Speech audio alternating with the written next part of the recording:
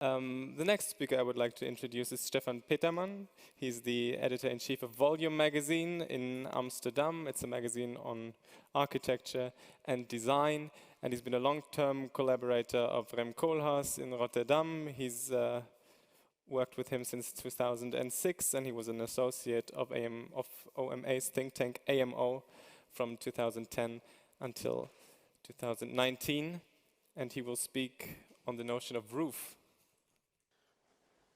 Thank you. Thank you for the invitation, Stefan. Thank you for the organizing the great event. I have the roof, the honor of the roof. Stefan Trüby and the roof go back. But I was considering changing since the presence of God is with us, and I am one of the few academics who actually has, or not really an academic, I actually have the honor to sell you some things today. So I'd rather already apologize to God now, rather than later, and discuss some sacrilegious events. Because Stephan Trüby and I produced a book, together also with James Westcott and Rem Koolhaas and many, many others. And for those of you who didn't see it, a very quick recap. It's trying to discuss the history and the future of a number of basic elements of architecture, and does that in a way of 2,554 pages. And still, every time I find new itchings of adding new elements to it. So this is the first thing that I ask you to buy. It's still available at taschen.com, taschen.de, amazon.de, and many other places. Going to the roof, I think what was an extremely important point of this project is that we had the incredible and also outrageous ambition to try to cover all of architecture in the entire world. So also when at all times. So that was the most outrageous attempt, I think, for a long time. And for roofs, we also implore that in different ways. But firstly, we are here obviously at a very critical point in the history of the roof. Actually, in this building is an epicenter of a huge struggle that dominated modern architectural history within this church.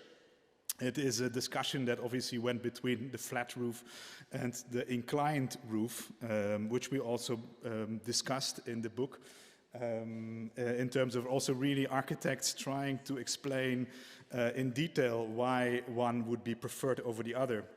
And it was an extremely polarized moment, and a polarization with modernity and not modernity.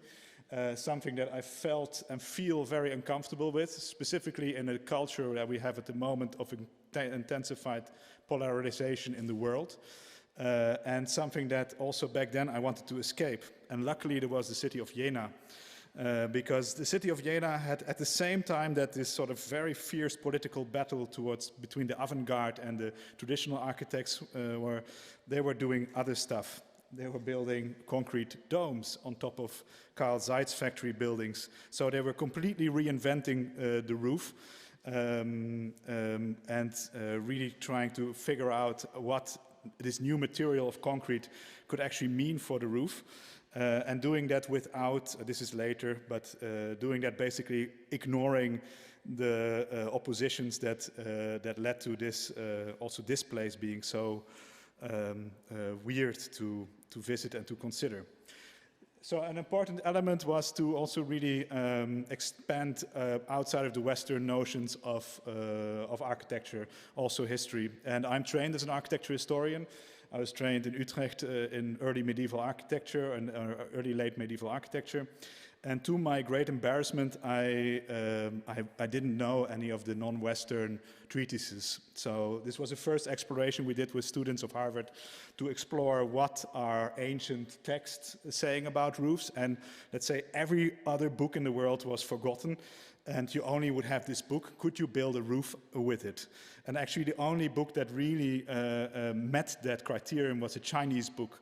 And that is also my sacrilegious little moment, in the sense that I have to admit that I think modernity was already invented in China a few hundred years earlier. maybe this is uncomfortable. It was, in first place, it was difficult to get this book. There was no copy of the oldest Chinese book on architecture in Europe. So finally we managed, with some context, to get a copy of this book. It was published in the 12th century, in 1103 AD. And it was called Yingshao Fashi, which is basically a state building guide. It has an incredible history, which in 10 minutes I cannot explain. But together with Chinese scientists and also students, we translated the sections that were about the roof, which were incredibly meticulous and incredibly detailed, but at the same time very poetic. Here we tried to also keep to the Chinese way of writing and trying to translate it, but you would immediately see that it's written in a language not for theorists, but for practitioners, and that basically it was almost incomprehensible. We found out basically we selected from a Chinese roof these two elements, and try to then construct them together with the students, and that, because it was the only way to really understand what this book was telling us. And here you see basically the production of a few weeks, which is this part in total. So all of these components together become one bracket set. Why is it modern? It's modern because it's it gives a very clear instruction of how to make things. It's almost like an IKEA guide in a way when you can read it. So this is all the steps you have to follow as a carpenter to get to one of these brackets. It is tied into societal codes. As I said, it was a state building code, so basically all public architecture in China was defined by this building system. This is why we know of no architects from China, because there was no need for them.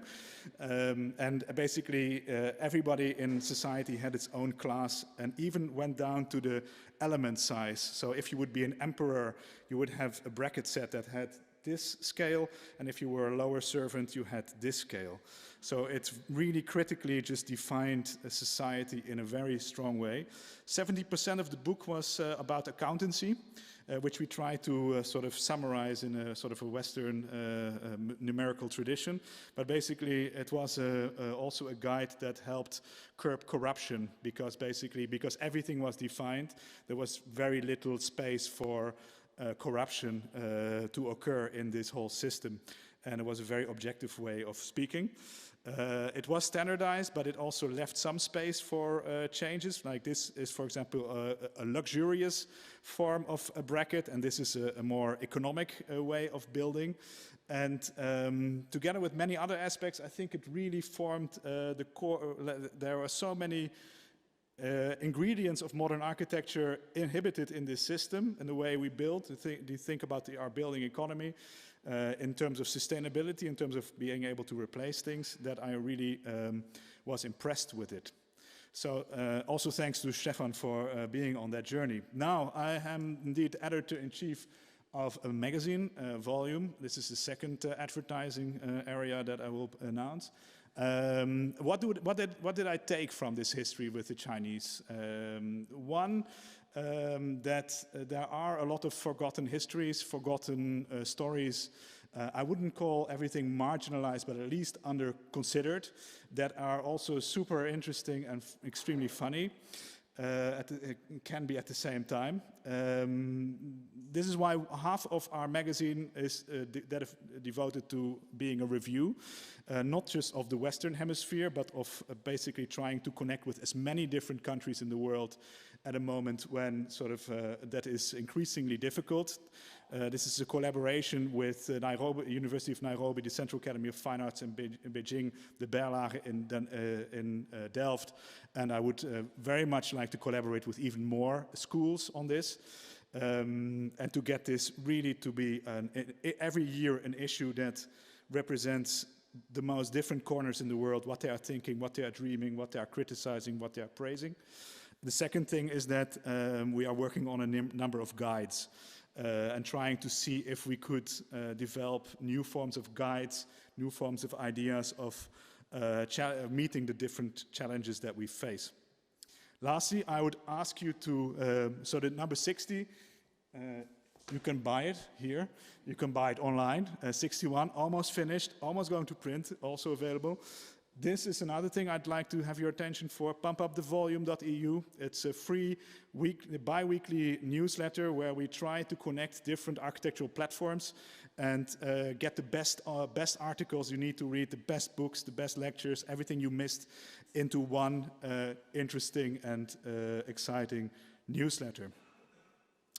And finally, my own next book, which is about office buildings, and I think also in terms of architecture history, modern architecture history, an interesting case study, where we try to go back to a number of revolutionary office buildings and just critically assess what is left and what changed over time, rather than trying to reinvent the future all day.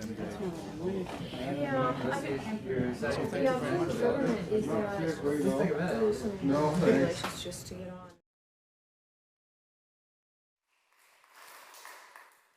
Thank you, Stephan. That's okay, I'll leave it, sorry. 10 seconds, I think probably.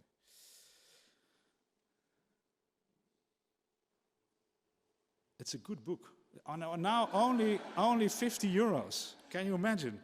520 pages. Okay, it's less than 2,500, but still. Okay, now it's really done.